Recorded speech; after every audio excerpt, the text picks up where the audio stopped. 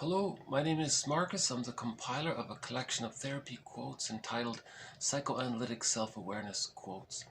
This is TQ 382 to 385. Therapy quote number 382. In reaction formation, quote, reversal into the opposite, the unacceptable is repressed from consciousness, but readmitted as its very opposite. Some campaigns against various vices are often a reaction formation against unconscious wishes toward that very same wish. So the theory here is that the person wants to stay in touch with the wish, but he's uncomfortable admitting it, or getting in touch with it, or acknowledging it. But he wants to stay in contact with the wish, and the theory is the person found a way to get in touch with the wish, and that's to express it in reverse. So he's covertly getting in touch with the wish, but he's talking about it in reverse. But that's his way to have some kind of indirect link to the wish. It's hard to explain. Like in sitcoms, we often see it. The person likes somebody, but they're afraid to admit it, so they say the opposite. But really that person, and we can see as the observer, the person really does like the person, but they're saying the opposite because they're afraid to admit it. So that's called reaction formation. Some call it counterphobia.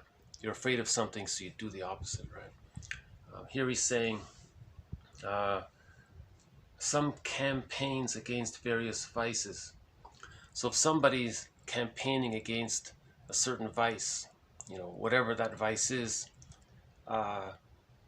it may be his attempt to unconsciously keep in contact with his wish for that vice, but he doesn't want to admit it, or maybe he's not aware of it.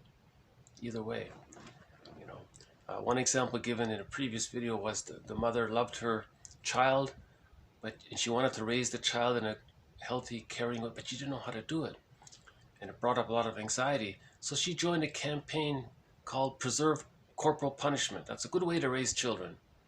So she did the opposite, and she's not aware that that's a reaction, a counterphobic reaction to her real wish, which was to love the child in a healthy way.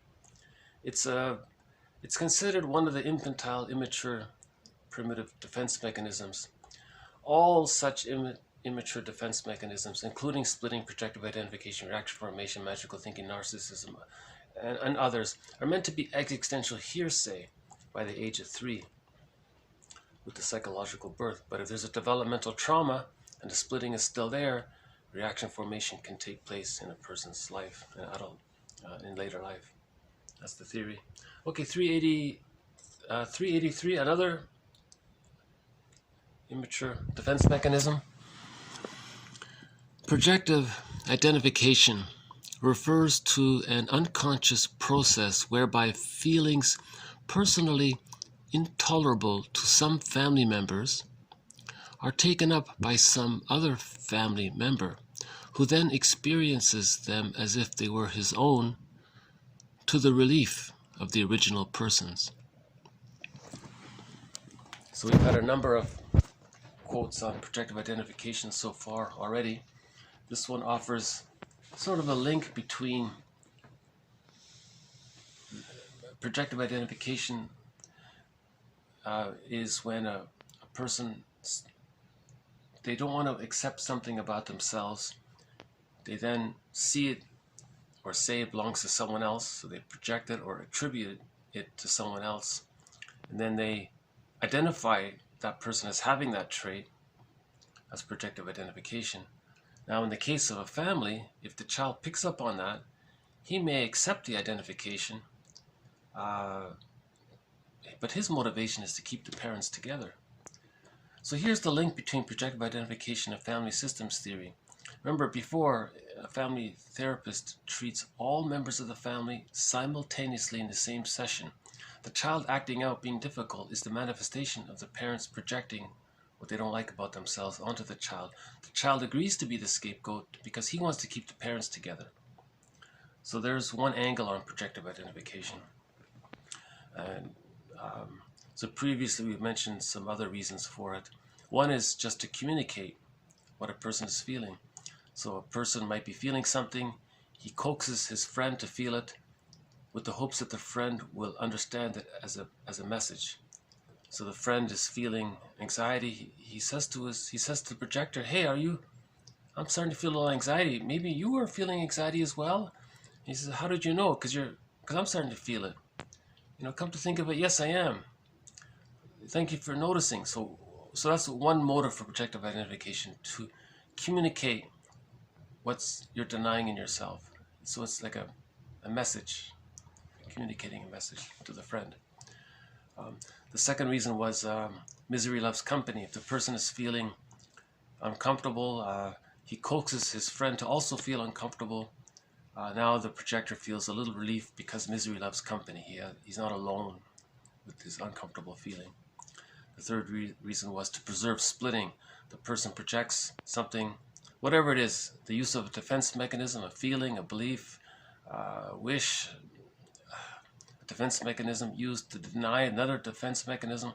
Whatever the person is denying in himself, he'll project it onto someone else, coax that other person to demonstrate some aspects of it, so he can now rationalize, lie to himself that since it's outside of him, it's externalized, he can convince himself it's not his, and he feels a little relief by seeing it outside of himself, because it preserves the splitting, you see. So that was another reason. And this reason here is so that within the family, the child will act out, identify with the projection to keep the family together. The child wants to keep the family together. And we had one version of projective identification where the person, something is denied in him, he wants to see it in someone else, he wants to continuously maintain the denial in himself, so he wants to continuously see it in the other person. So the projector wants to control the other person in identifying with it, because that allows him to control what he's denying. He wants to control the ability to keep denying it in himself via controlling the other person, by having the other person continuously express what is being denied in him. All right. So we've had a number of videos on projective identification. May I refer you to those? This one adds one extra little element to it. The link between projective identification and family systems theory. Parents may be doing it unconsciously. The child senses what's uncomfortable with dad, what's uncomfortable with mom, and the child acts it out, and the parents feel relieved, and it keeps the parents together. So the child wants to keep the parents together, so he willingly accepts the role of scapegoat to keep his parents together. That's the theory. Okay, 384. The object of my affection is in my reflection. Their primary attachment is not to a person, but to the procurement of adoration and attention. So this was one self-help author's way of talking about the narcissistic pattern. She said the object of her affection is his reflection. The person with the narcissistic pattern is in love with other people, admiring them, confirming their grandiose self, keeping his impression of himself, preserving his false grandiose image. So the person with the narcissistic pattern is more interested in maintaining his image than in mutual relationships. To him, a relationship is where the codependent admires him and so on. And he's in love with that, the mirroring. Like in the myth, Narcissus is in love with the image of himself. He wants the reflection back, right? And the codependent partner, is the clinger, and the codependent will deny this empty relationship, and so on. Okay, I'll do one more, 385. 8 monkey mother-infant pairs were separated for a period of 2 weeks, and measurements were made of the behavior of the infants before, during, and after reunion with their mothers. All infants showed emotional disturbance in response to separation, with drastic increases in crying and decreases in playing. From an initial response to violent protest, they passed into a stage characterized by low activity, little or no play, and occasional crying. This pattern of response to separation in monkey infants is similar to that described by Bowlby in human infants. Of Bowlby's 3 phases, protest, despair, and detachment, the authors find striking support in the monkey, particularly with respect to the first 2. So this reminds me of humanity's second narcissistic injury, that we have a lot in common with the natural world, that we're a part of nature. So the monkeys were separated from their mothers, the baby monkeys were separated from their mothers, they protested, then they cried, and then they felt sad, and then they detached. In humans, that's called the avoidant attachment style, right? So it's the same pattern with humans and monkeys. So we have a lot in common with the natural world. That's Darwin's, that's called humanity's second narcissistic injury, thanks to Darwin, right? Telling us that we have a lot in common with the natural world. So, hold on. The blue bird of happiness has come by.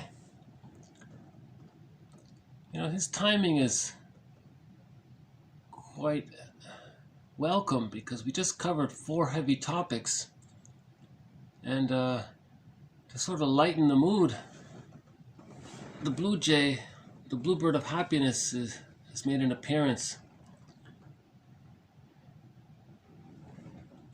And there he goes. Okay.